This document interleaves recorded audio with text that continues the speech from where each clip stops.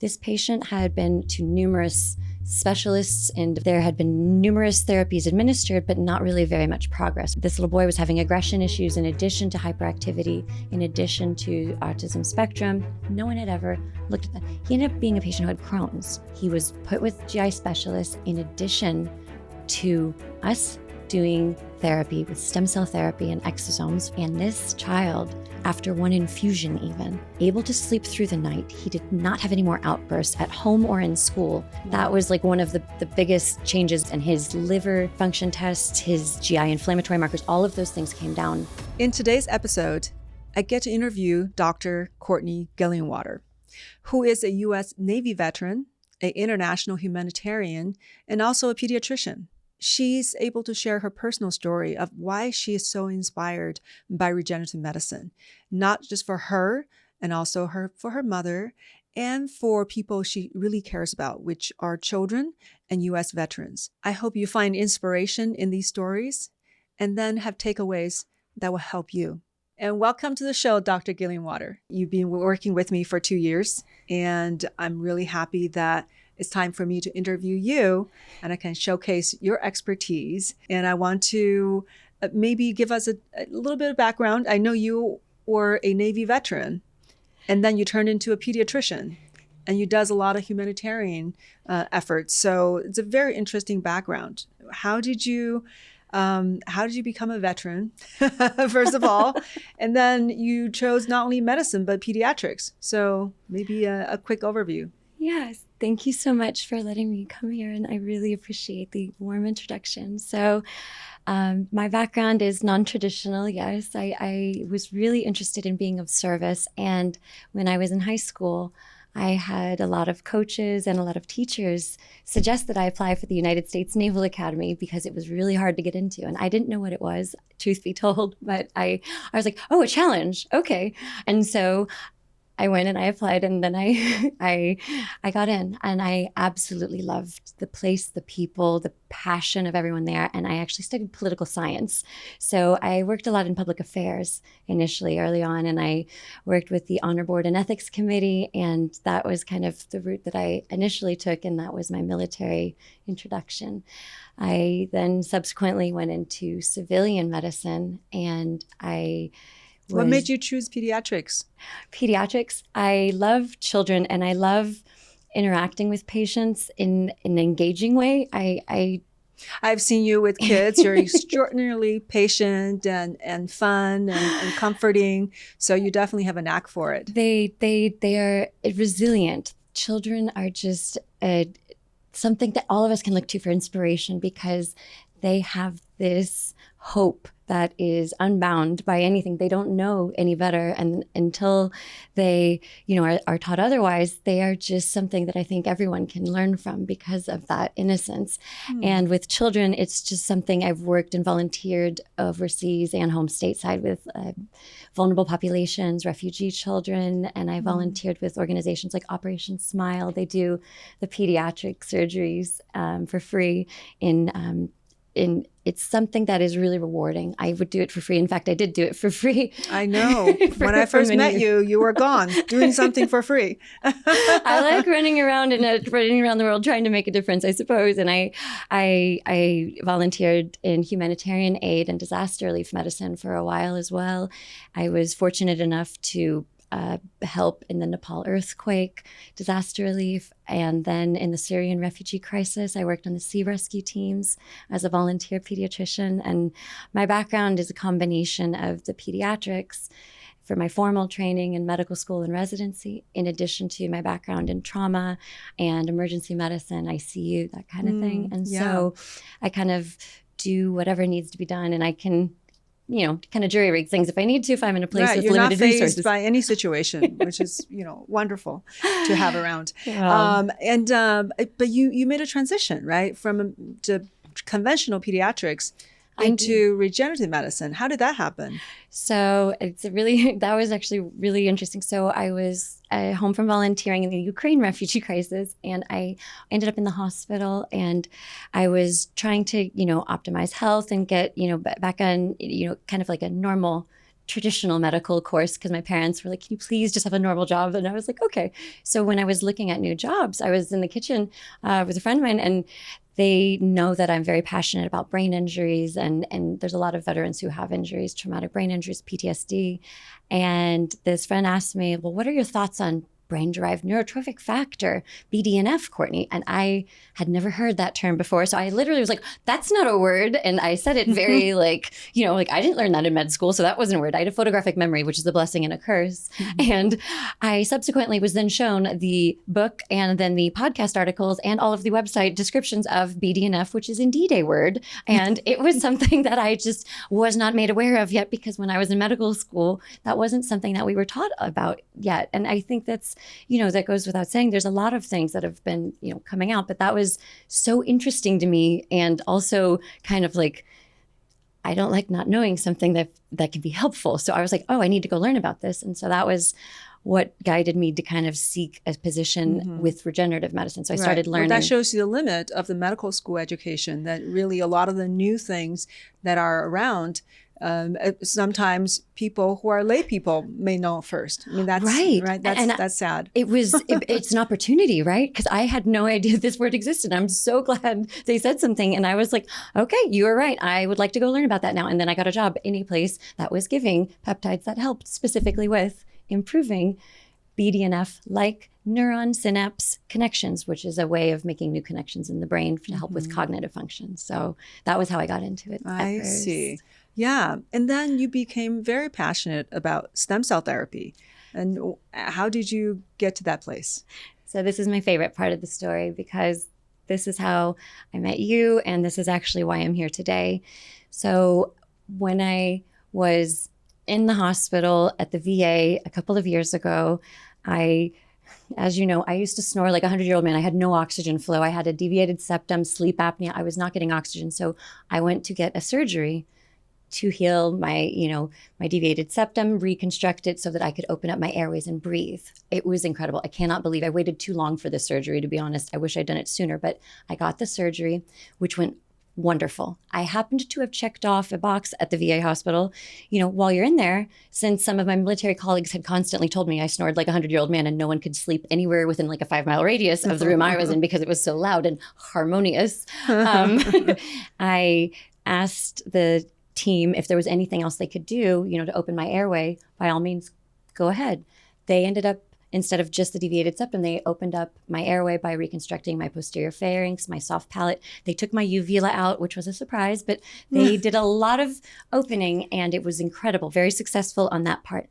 However, at the end of the surgery, when they extubated me, unfortunately, they filleted open my tongue from the base all the way out to the root. And it, not on purpose, but I woke up in the post-anesthesia care unit with complications unexpectedly, and that should have taken 5 weeks to heal. And I was unfortunately also very familiar with that particular injury. My former husband is a plastic reconstructive surgeon, and we volunteered with head and neck surgery. So I was very well versed in the complication. It should have taken at least 5 weeks to heal. So when I woke up and realized what was happening, I was surprised and prepared for a long road. Right. And I was just like, okay, so this is happening. And I was in the hospital. My military colleagues heard that I was in there, and they were aware of your stem cells and exosomes. And, I was not aware. I wasn't sure. I hadn't really heard too much about it before, but they said, can we give this to you?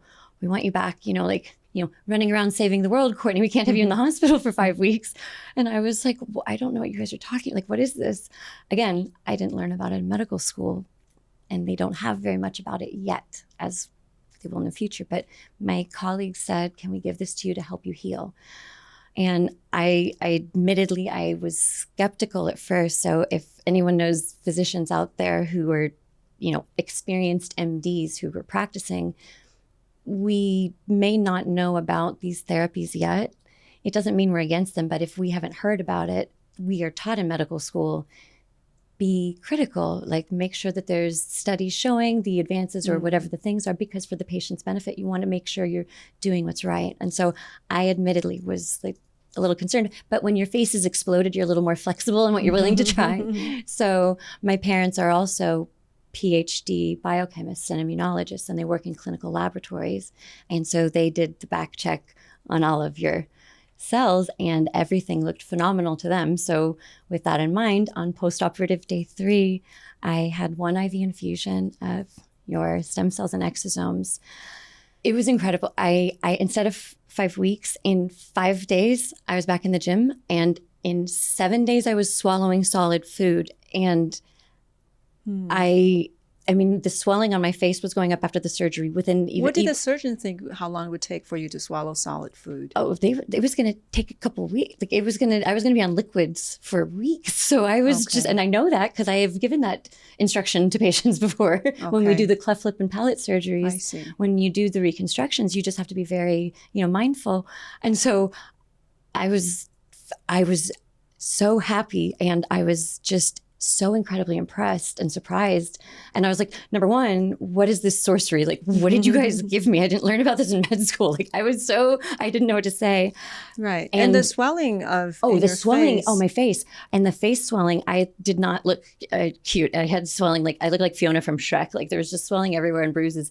But that was within a day after the surgery that started happening. Right after the stem cell infusion, within 18 hours, the swelling came down in my face enough to the extent that my iPhone recognized my face for the first time in 3 days.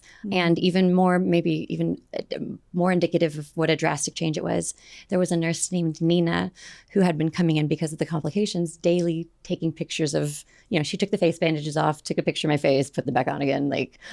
She was used to my face by that point. The morning after the stem cells, Nina took the bandages off of my face, and when she did, she jumped backwards and she's like, "Oh my God." And when you're laying in a hospital bed and your face is like not doing so well, and the nurse that's been looking at you for a few days says that, I was like, what? I was like, oh God, what did they put in my IV infusion? Like, what was this? Like, I don't understand. And then she's like, "Your face." And I was like, that's not making me feel better, Nina. And I was like, someone hand me a mirror. And I looked at my face that day and I started crying because I had some bruises and a black eye, but you could actually recognize my face for the first time in 3 days. And I still remember that moment because I was so prepared to see something else. I could see myself in the mirror. And that is the experience that after that hospitalization, when I got out, I came to your office and I said, "Can I just learn from you? I don't know what when I don't know what something is, I want to learn about it. I'm very much aware of what I know and even more aware of what I do not know." Right. And so I came and asked if I could learn. And thankfully you were willing to have someone just follow you around. And I was just so intrigued. And I watched what you were doing with people to help people. And I've been very passionate about that, just personally. And it was truly an education in and of itself. And that's how I ended up here. So. Thank you so much for sharing that story. Yeah, it's I know that I think a lot of physicians, when they actually have personal experience, that's definitely, it's such a eye opener. And for you, that you realize that you've just encountered something that medicine had nothing like it. Yeah. And it was just one of those things. If this exists, my first realization was what is this? I need to learn from this hero. Number two, why is this not available to everyone like antibiotics? Because I was so grateful. But far be it from me, if you can get me, instead of 5 weeks, if I can go and be at the gym in 5 days, that means somebody else can go home to their families. That means somebody else can go back to their jobs. That means they can put food on the table. That means that healing is possible. And I have very specifically made it kind of my life's work, what I have transitioned all of my efforts into now with your help, of course, because you're teaching me every step along the way. I think everyone should have access. And I just think that one day it's just going to take scientific research evidence. It's going to take some, grit, but combining what traditional allopathic medicine, the Western medicine, combining that with integrative therapies is the best way forward, because a lot of people think it has to be either one or the other, and people can butt heads sometimes or be skeptical. And if they don't know, they don't to, or they don't have time to learn more about some of these new modalities. So I would encourage anyone who's a traditional conservative physician, MD, it's very interesting and it is worth learning about, if for nothing else, and combining those things. We actually do all that at the clinic. Yeah. So we, both traditional medicine and the more kind of holistic medicine that may have come from older traditions. But I think functional medicine, even the tests we do, right? The methylation test, that's Western medicine, right? The micronutrient testing, that's not in traditional medicine. That's something that we developed. We're using science to have the capability to detect all these micronutrients in our body.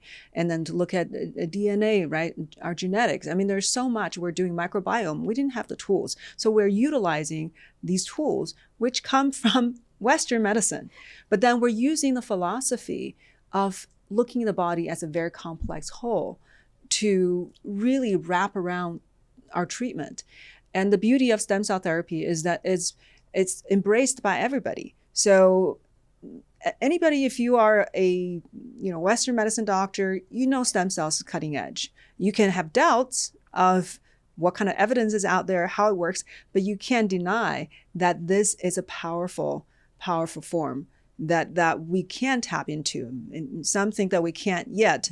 We have evidence to the contrary, but but it's also embraced by traditional, more holistic oriented practitioners because it's so holistic, right? You're putting some cell that comes from a human being that's made by some kind of force that we don't know how to describe yet. And within that has contained so much intelligence.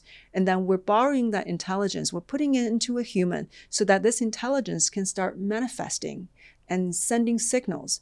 So the recipient, all of a sudden, their body can actually wake up to what's possible. Because when we're stuck in disease, that means we can't see, we can't hear, right? We're stuck in a mold that's sickness. But if you can punch through the fog and kind of let the light, dissipate it, all of a sudden we can actually get the healing in place, which is what we have seen. And it's interesting, we're talking about you being a pediatrician. And the very first case I heard about stem cell therapy was actually on an autistic kid. And that's what inspired me. So back when I was trying to get board certified in addiction medicine, I was on this bus with all these doctors. And one of the doctors that sat next to me was a anesthesiologist who was practicing anti-aging medicine, which I had no idea what it was. So I was in my bubble, right? That was 10 years ago. I was in my bubble. And when he said, "Oh yeah, I use stem cell therapy for my patients," I was like, "What, you do what?" I know the feeling. Yeah, right. Really? People are actually using it already? Because I heard about it. That's all I knew. I heard people are studying it, but I didn't know that you could use it. So, that was me, right? And that's still many doctors these days, probably. But hopefully not that many anymore. But he said, "Oh yeah, I've used stem cells to treat patients. I'll show you. This kid has autism." And I gave him an IV infusion of stem cells from the umbilical cord. And let me show you what the teacher said. So basically the parents text him all the responses, all the observations by the teacher. The teacher had no idea that the child got stem cell treatment. Perfect. So the teacher probably would just kind of in awe. This child keep making improvements, better eye contact, better social interactions, no longer procrastinating, and as far as verbalization, like a long list, literally 40 things that the teachers observed. And then when I was looking through that list, I was blown away because I was a psychiatrist at that time, and he was an anesthesiologist. I was supposed to be the expert in autism, but I couldn't do what he just did. What did you did one IV and you were able to do this? It would take us years throwing all kinds of medications, doing all kinds of behavioral therapies, and we may still may not get there. So what is this? Right. That's what got me inspired. Yeah, that's from autistic children. So then, of course, I looked deeper into the science and looked at what the mechanism could be, right, for helping autism.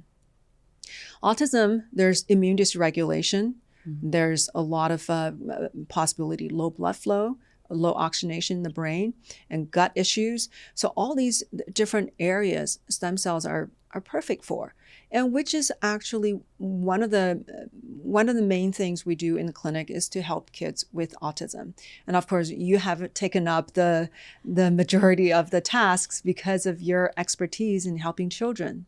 It's incredible to watch, in all honesty, because of what we're able to do. So your protocol is comprehensive also. So with autism, we have these cases, and I worked and volunteered with children with these spectrum of neurodivergence.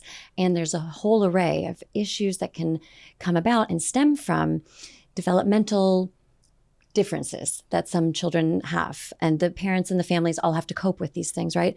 And up until recently, to be honest, a lot of these families and children did not have, hope is maybe not the right word, but they didn't have anything that was giving them any opportunity to think, is there a chance for this to get better?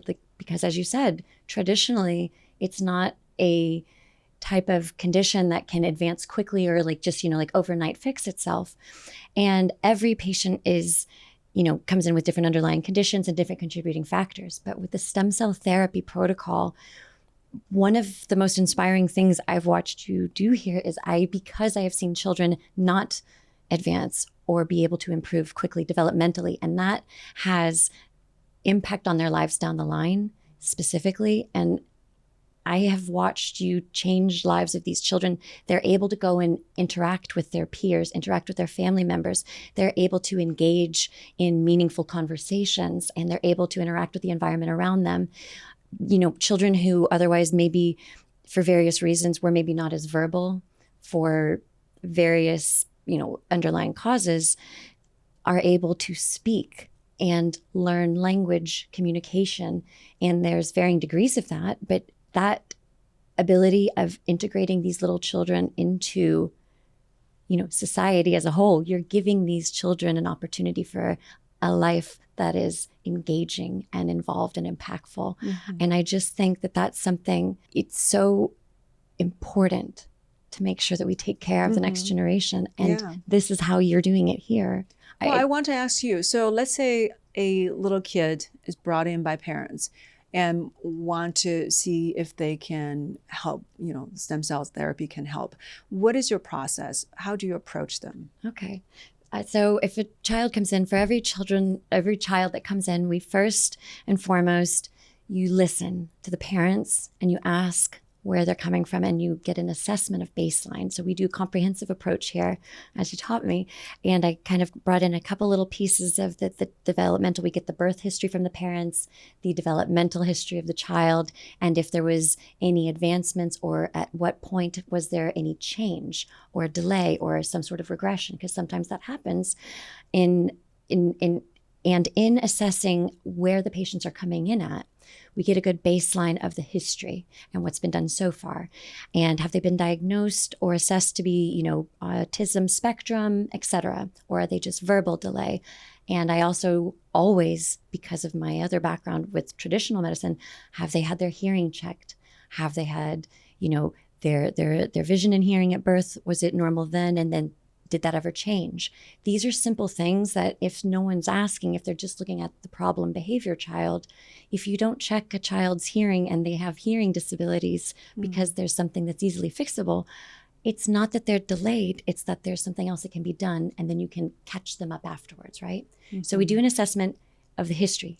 Then what we do here as well, we do comprehensive assessment of what other factors can really impact neuroinflammatory conditions, neuroinflammatory inflammation in the brain, especially the areas that are involved in higher executive function, cognition, learning processes, the visual and auditory, reception of stimuli, processing of stimuli, and output of verbal, language, things like that.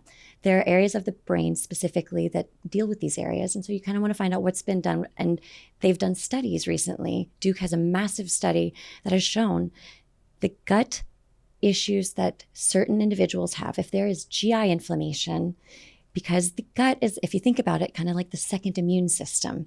It's where our body takes everything in, from the outside. And GI inflammatory conditions are very specifically very impactful to any type of neuroinflammatory condition, such as an autism spectrum condition.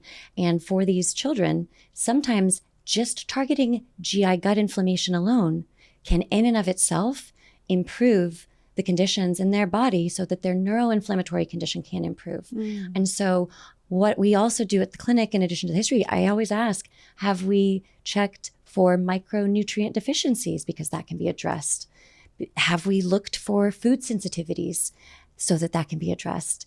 And food sensitivities especially, a lot of people check, for allergies to, lactose, milk allergies or, gluten allergies. But even if someone doesn't have a formal allergy, if they have a sensitivity to something and they don't know it and they're having that in the diet, that's something that can contribute to a significant amount of GI inflammatory underlying issues that will subsequently impact the brain's ability to kind of stave off its issues with inflammation. So we do that. This is all the initial consultation. We also ask, has there ever been anything, done to check for mold exposure? Has there ever been anything done to check for heavy metal exposure? And the final thing that I'd also like to check is methylation testing. So the methylation process in the body is something I'm simplifying the process, but it's the way the body can process energy and metabolic function. And if there is a little bit of a variance in how some little child's methylation process works, you can actually have an impact on neuroinflammation as well. And if we identify these underlying conditions, target them with an intervention, specifically once we have identified it, and then we do the intervention therapy and make sure to take care of that, in and of itself, that will improve underlying conditions. So we do a very comprehensive assessment. And if the children have had that addressed before, wonderful. We can just make sure that it's on our end, everything is looked at, and then we think about what the timeline is for the child, and we have them actually come in for the stem cell therapy. And you can do that in conjunction with those testing. And we do before and after comprehensive baseline objective testing. And that's how we can actually, after the stem cell therapy, we do follow up with the patients to see, kind of subjectively, how are the children doing? And in addition, we have objective lab data.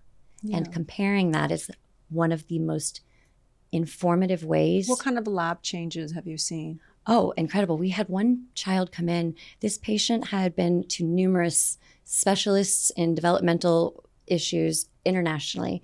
And the child and the parents came in, and there had been numerous therapies administered, but not really very much progress over the 5 years prior to the patients, finding us and coming here.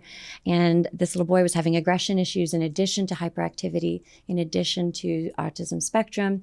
And he was a, quote, picky eater, always had to have, seemed uncomfortable, and his stomach seemed to have some issues, but no one had ever looked at that. He ended up being a patient who had Crohn's, which is a very significant. So you checked the markers and found out. We checked, yeah. And so then that is a very significant underlying GI condition. It's immune-mediated inflammation that would cause anybody discomfort. And the inflammatory process in and of itself is also not making anything better if you have someone who has underlying neuroinflammatory conditions that are causing them to be a little more aggressive, and they can't communicate very well for various reasons. So this patient, we working with his GI team, so you integrate, right? Work with the other doctors.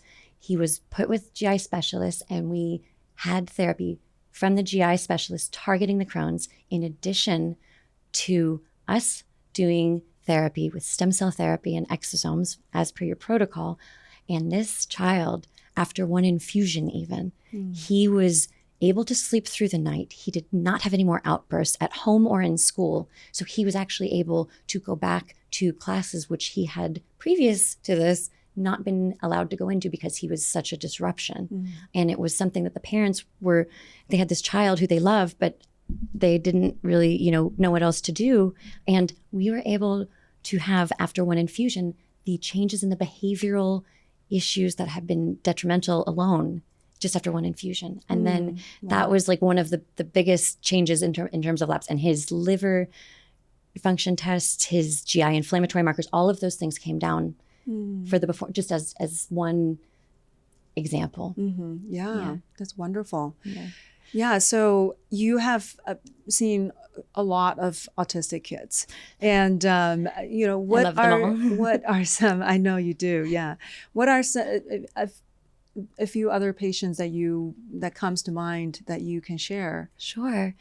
So one of my favorite cases was this little boy, and he was 15, so he was taller than me. I'm only 5'2", but he was 15 and a young child. He came into our clinic, and the mother was highly educated surgical, physician's assistant, and this 15-year-old came into our clinic, and he did not make eye contact. He was hyperactive.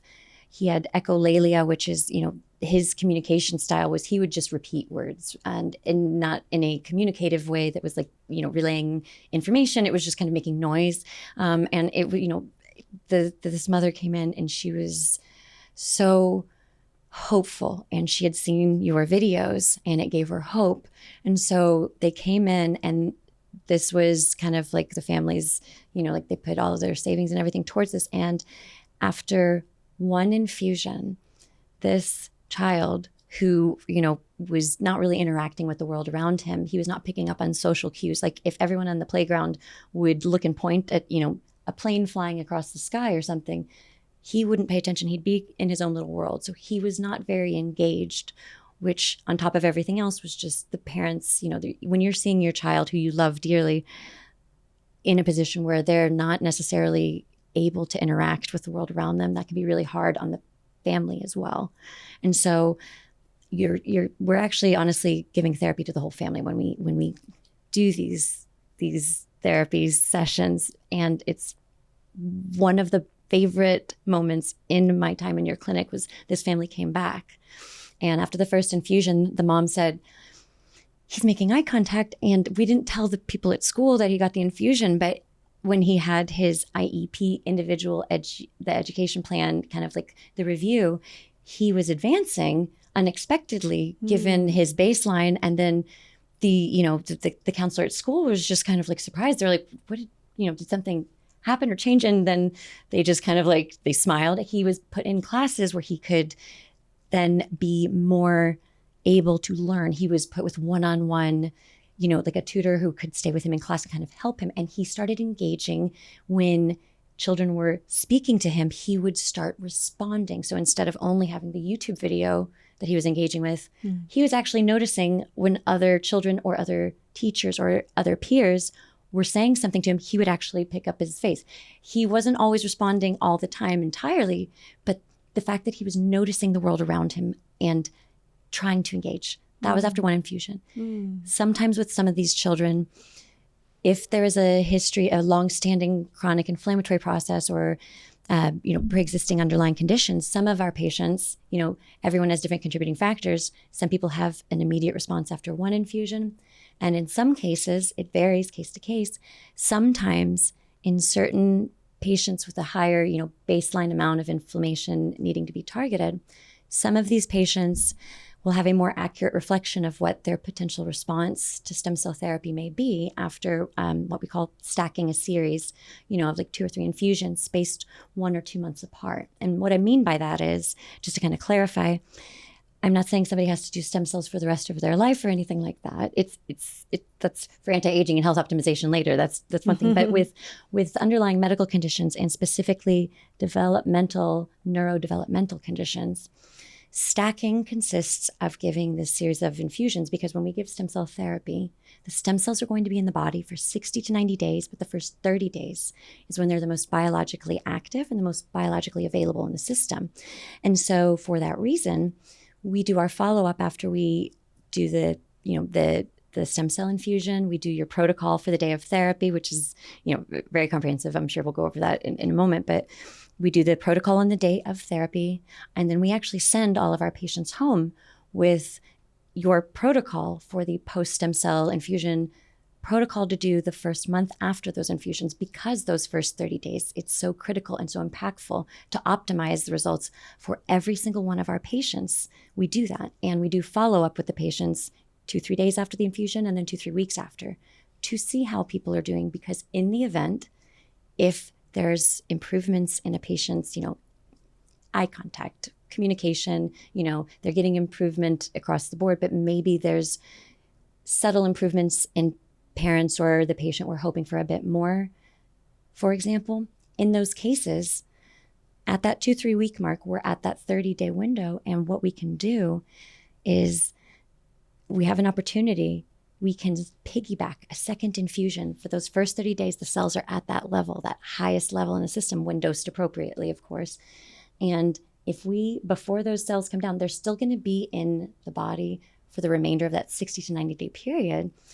And you can wait and see, because some people will still be getting improvements those next couple of days. However, if we piggyback a second infusion before those levels come down, you extend the therapeutic window for these patients. And that gives a statistically significant different clinical result in a patient's response to the stem cell therapy.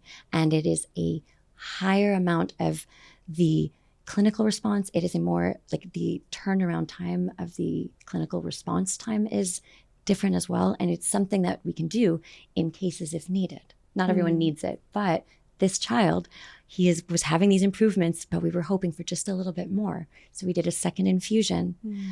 And when this child came in, after the second infusion, the mom brought him in, he walked in calmly through the door and made eye contact with me for the very first time. And I always like to kind of like engage with the patient, see how they interact. And I always like to give them a little cup of water, just to kind of see, like, do they take it? Do they even notice that I have the water? Do they like stare off into space? It's okay. You just want to see how they engage. And I, try to hand them a toy or something. And this little boy, when I tried to hand him water the first time when he came in before any stem cell therapy, he did not notice that I was like standing there trying to hand him the water. He was way more, distracted and running around, not making contact or engaging. This time he came in after the second infusion, he not only made eye contact when I handed him the cup of water, he looked at me, went and got me a cup of water. He mimicked what I just did. And he said, "Thank you," to my face as he received the water. Wow. And the mother and I started crying because I did not expect that. And it was, you can change a child's ability to interact and experience the world around them. And if you can do that for the child, that helps the family too, because this is their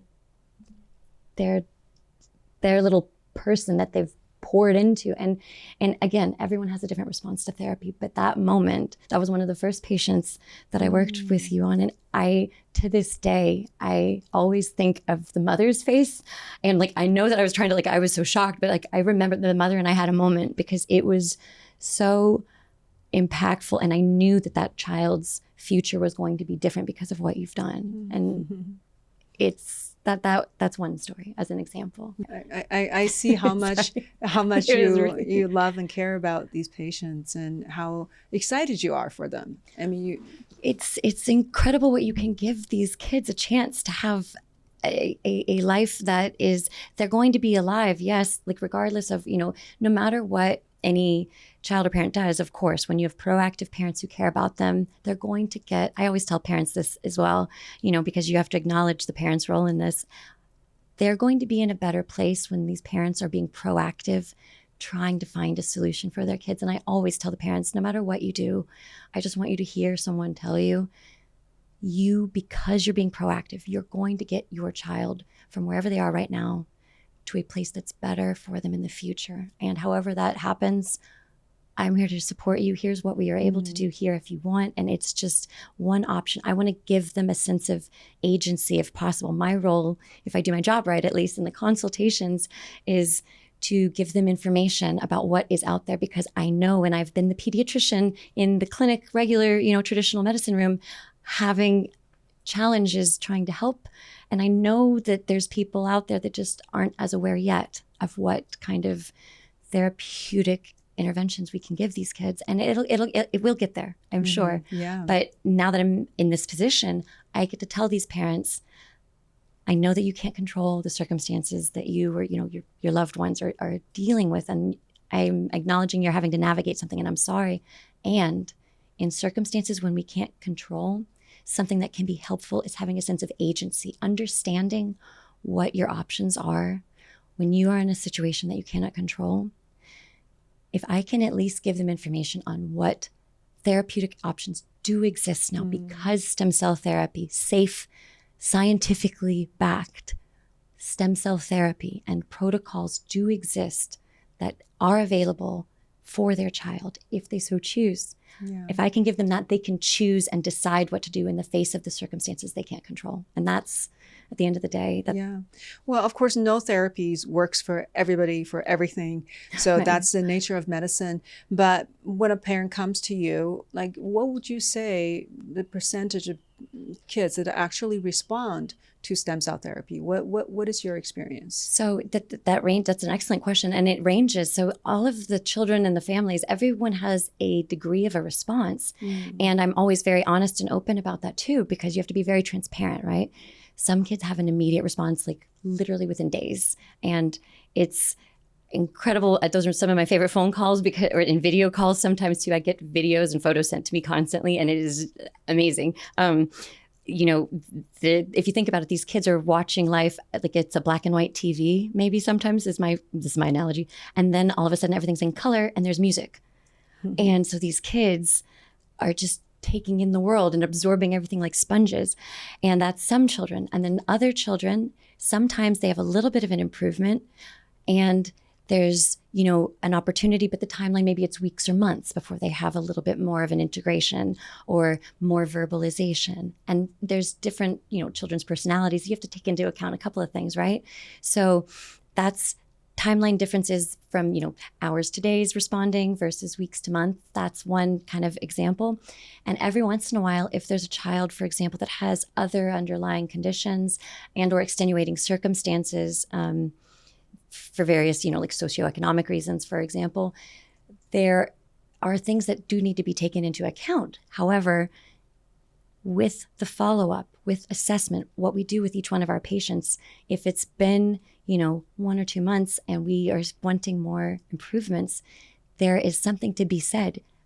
We assess, we do interventions, we put them on, there's peptides that we actually include as part of the protocol that you have for the neurodevelopmental conditions. And with time, some patients within 4 months to 6 months, if they didn't have it necessarily, that this is less frequent, but I'm just, again, very openly, just very much wanting to share, if patients are in a environment where they are able to improve their exposure to normal language and exposure to communication and interactions and social cues, these kids can actually make advances that I have not seen as a pediatrician possible otherwise.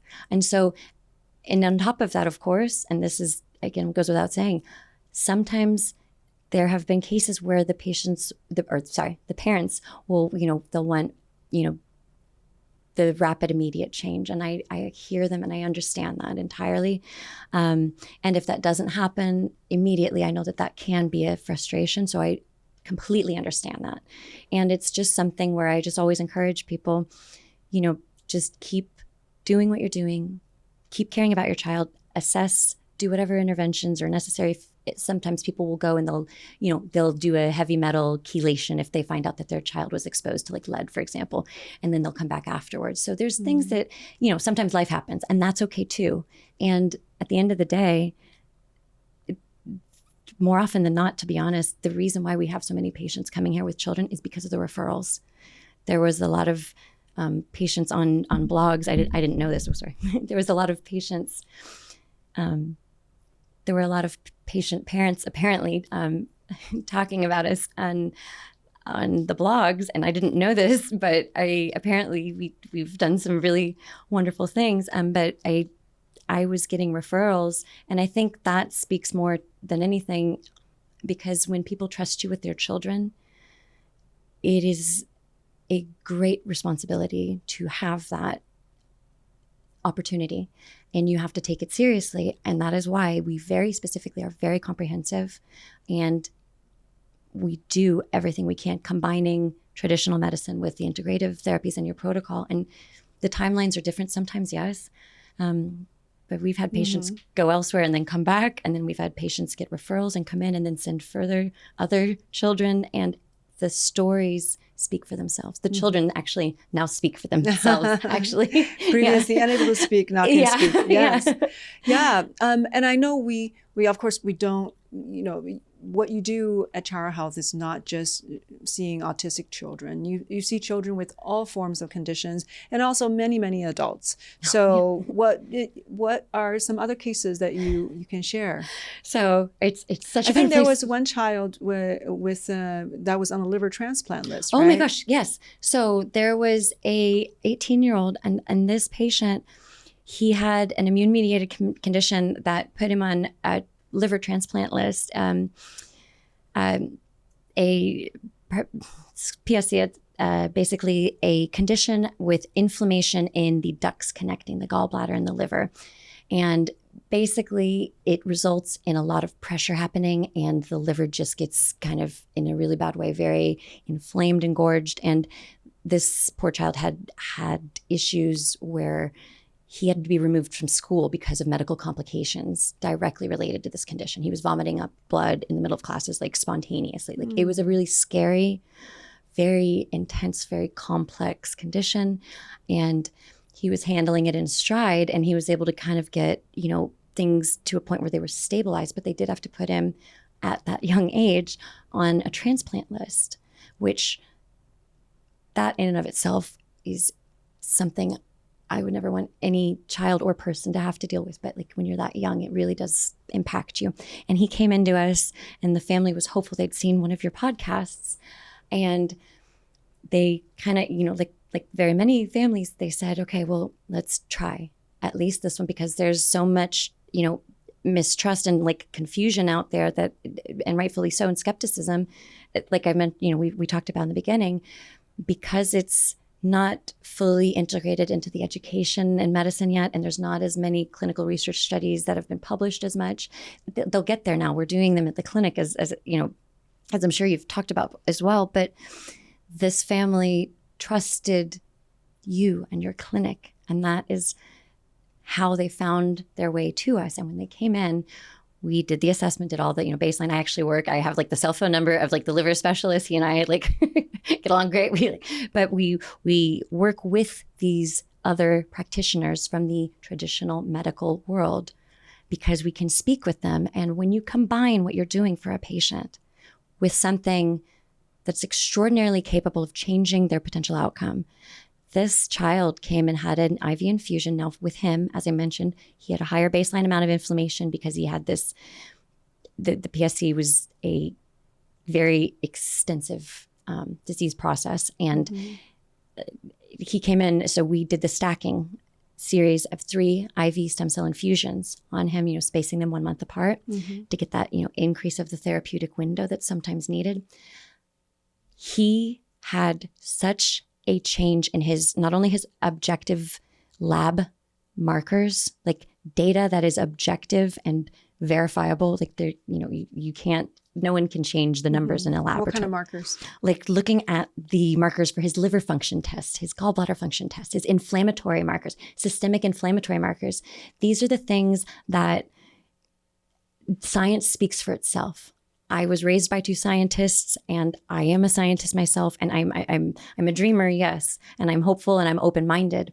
But at the end of the day, 77% of physicians' decisions, or 72%, 77% of decisions made in hospitals are based on lab data, because it is reliable, reproducible, and valid. So what kind of changes did you see in his lab data? His lab data showed that these inflammatory markers in his liver and his gallbladder, they started coming down. Instead of just exponentially increasing, they finally started coming down. And then he had these other markers that were like systemic inflammation markers that were through the roof. Those started coming down. And I called the liver doctor, and he and I were just like, I was like, how do you like those labs? And he's like, so he actually was able to, the patient was able to be put on, instead of like the top, like of the livers, he was able to like be bumped, and he's still getting monitored. He's still obviously followed up.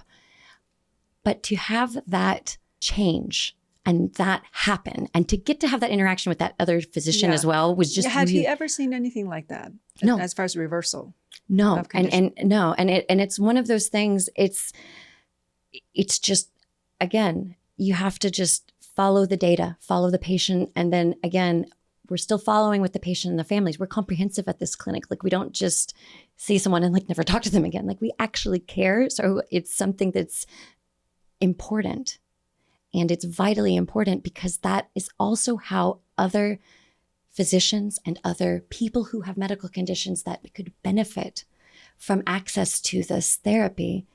The more people have what we're doing and how we're communicating with other providers and our patient, actually, we are all together are changing medicine, because that liver transplant specialist probably would not have known what stem cells could have done, right, for the patients.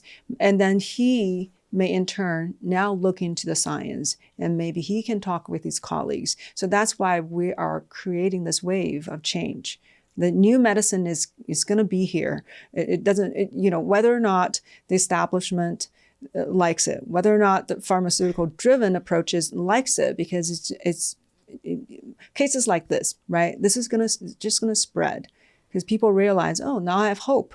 Now there's something that can really save the quality of my life, and probably, how long I can live for this kid, probably is extending his life. Yeah. What about for adults? You also treat adults. Yes. No, I'll take care of whoever needs help if they come my way. To a fault. But I love being able to help people. Like I said, it's something I love doing. And for adults, my favorite, there's a couple of favorite patients, of course. One in particular, though, we had a gentleman come in, and this was a veteran. He was a Special Forces veteran. Like, he'd done multiple tours, Iraq, Afghanistan, Spec Ops guy. This guy was a tank, human tank. And he was also, after he, did his tours overseas, came back to New York cop. He was a 9/11 first responder. And this guy was healthy as a horse. This guy could run up and down like 1,000,000 miles and up and down stairs all day long. And he did on 9/11 volunteer. And then after 9/11, he spent 7 months volunteering to recover victims for their families to be able to have closure. And because of that 7-month exposure, unfortunately, this gentleman, this all-American hero who just woke up every day trying to, go out and do something to help people, he unfortunately developed lung cancer, and they had to surgically resect a significant portion of his lungs, to the extent that this formerly very active and capable person could not go more than 15 yards without getting short of breath because of his sacrifice in service to others. He came to us, and I have a very special place in my heart for veterans and first responders, because these are the people that take care of all the rest of us. So I very specifically want to do everything in my power to ensure these people are taken care of as well, because they don't ever usually try to take care of themselves. They just they're like, no, I'll be okay. Like, let me go help someone else in need. And it is important to care for these people. And this gentleman came in. He had shortness of breath. He had, this lung inflammatory condition that he had been told was going to be permanent and just be an issue for the rest of his life. And that was just his new normal. He had been told it would be his new normal, kind of like many of our patients who are told a pain or an injury is their new normal that they're going to have to deal with. And that's not always necessarily the case. I have continued to discover and learn and see here. And this gentleman came in, post-surgical resection of his lungs, shortness of breath, and he needed help. And very specifically, we did IV stem cell infusions on this gentleman. We spaced them apart. For him, he got 3 IV stem cell and exosome infusions. He went to his follow-up appointment, and this is to the World Trade Center. The CDC has a specific branch of the health sector that follows all of the first responders. It's a huge objective database full of data on all of these individuals specifically. And this patient of ours, after he had come and received the therapy, he went and had an imaging study done of his lungs. And his pulmonary, the lung specialist was looking at it, they put it up on the screen, and the guy literally like did a double take, and he thought it was a different patient actually. And then he had clearance of the lymph nodes that had been swollen previously had shrank. Not only had he had the lymph node inflammation that he had been told was basically the inflammation due to the exposure that was causing him to have shortness of breath and trouble breathing all the time. That inflammation had gone down and was on radiological imaging data on a screen, to the extent where the lung doctor was like, what happened? What did you do? Because this patient had not told the practitioner until he wanted to see what that imaging study would look like. Because what he also did not tell the practitioner, he was able to run. He was getting 99% oxygenation. He was able to go do 20 miles in a marathon. He was able to actually engage and work out and be healthy and move around. And this patient had such a response when he had been told his new normal was going to be shortness of breath for the rest of his life, and likely, difficulty in a few years due to lack of oxygen getting into his body. And this gentleman is now going to multiple other rehab facilities specifically for other patients who have issues due to the exposure from various issues. And he is a living, breathing success story, literally. And he is the first case that the World Trade Center the Department of the government health entity monitoring our nation's heroes now has their first case with the resolution of that inflammatory process in this patient's lungs. Yeah, remarkable. We're doing a case study, actually, presentation on it. And that's one patient of ours. And he was a veteran and a great guy and just a New York cop, New York's finest. And in addition to that, one of the places that he went, he met another Army veteran, Spec Ops guy, salt of the earth, who this gentleman, he came back after being overseas serving in the country. He was a Boston cop. So, they did have a little bit, the Boston versus New York, the Yankees versus the Red Sox. But our first patient told this other gentleman who was shortness of breath and having difficulties, even though previously this is someone very, very healthy individual at baseline. The second adult patient, who's also a veteran and also a first responder, been with the Boston Police Department for over 15 years. This gentleman, unfortunately, had gotten cancer, and he had cancer that metastasized to his brain and his lungs. And that required chemotherapy, radiation, and surgical resection of part of his lungs and his brain. He was able to recover from that. And after beating cancer that first time, he went and actually climbed to Everest Base Camp just to show other veterans and other cancer survivors it could be done. And then he started a charity to help other cancer survivors. And then he went 7 years cancer-free, came back, worked as a Boston cop, amazing individual, inspiring. Unfortunately, he then subsequently developed leukemia. And the therapies that he was given to target the leukemia, unfortunately, because of his prior lung surgery, significantly impacted his lungs and his breathing. He could not go up the stairs without being shortness of breath. He could not hold his kids and carry them up the stairs to tuck them into bed at night. And this gentleman came in and he was watching your podcast. He and his wife and his family were they had been trying all of these things, but you can imagine if you've gone through something like that, where you've beaten cancer once and you've done all these things, and then to have it happen again, it's something that would be challenging. And he came in here struggling to breathe. And that patient, after we gave him therapy, he got the stacking of the 3 infusions as well, because as they mentioned, higher baseline amount of inflammation. This patient, after his 3rd infusion, did a 200-mile bike ride. And he has a charity where he goes and does cancer charity fundraising events where he bicycle rides over 200 miles now. And he was able to do that again after the stem cell therapy. Wow. So amazing. Yeah, it's something that the more that these cases get, published, the more that people hear about these, instances, it's very important that there's objective clinical data. It's very important that there is, accountability and things like that. And there's also importance of transparency, things like that. But at the end of the day, this is a whole the new medicine that you're talking about. It's here. It's right under our noses. It's just a matter of whether people want to give it a chance or not. And it's, at the end of the day, pioneers who are coming up with protocols and who are doing the work to get the data to help the patients and to get access to people who need access most. At the end of the day, that's why I'm here. That's why I yeah, that's actually all of us in the clinic. Everybody, from receptionists to the nurses to the doctor, we're all inspired from the patients. Yeah, because we're making such a difference, and it just it's such a gratifying feeling to actually be able to do this.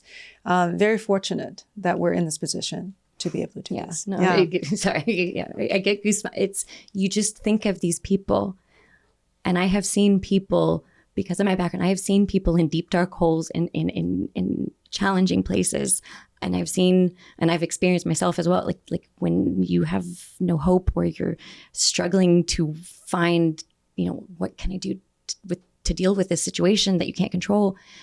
And these people come in, and what you're able to give them, to a certain degree, you can get them from wherever they are at in various different ways. You can get them from where they are at right now, steps closer to where they want to be in the future. In that, if you are able to just, show them that that's possible. There's various ways of getting there and various degrees of the response and the timetable and everything. But doing that is it's worth the effort and the hours and the, I think I just, that's why I'm here. So I know you are, your passion and your heart is well recognized by our patients and by everybody that works in the clinic. So we're really, really grateful to have, someone like you that have just so much love for patients and for humanity. I mean, you've volunteered, in these dangerous places to help people. So thank you for your work and for all your heart. Thank you for saving me. So right, you always tell me that I saved your face. Yeah, she did. I literally was like, she did. And honestly, like my mother too. So it's not even like my own family. I wouldn't be recommending this for. It's not even just me. My mother, she has breast cancer survivor and blood pressures and glaucoma, and we were able to give her therapy. And then she had these musculoskeletal injuries from like a shoulder injury and a hip injury. We were able to get the pain in her shoulder, and she was able to go back into the gym after a shoulder rotator cuff injury. She was able to not have pain in her hip for the first, she had pain daily. Oh, that's wonderful. For months. I didn't even know this. Yeah. And then glaucoma, her eye pressure. Glaucoma is an eye condition where there's high pressure in the eyes, and it can affect vision. And we were able to get my mother's pressure in her eyes to come down. My mom, after her stem cell infusion, the first one we did with the neuroinflammatory protocol, she the next day was like on her phone. I watched her, she was outside and like playing on her phone, like looking up at the sky. And I was like, what if was my mom doing? And she was like excited because her hip didn't hurt for the first time, like in like 4 years. And she was like mobile and like running around. And I was like, what is she doing? She's like, the stars. She was looking at the stars, and she could see, and there's a constellation app on her phone. So she was like looking at where I was like, what are you? Oh, and she was looking at the stars because she could see the at night. And it was this moment where, so it's not just me that you helped, Dr. Kong. It was, my mother was able to literally go and look at the stars again. So it's beautiful. Yeah. It's beautiful. Thank you for sharing. Thank you for being who you are. And so happy that you're here. You're a gift to the world. Thank you for teaching me.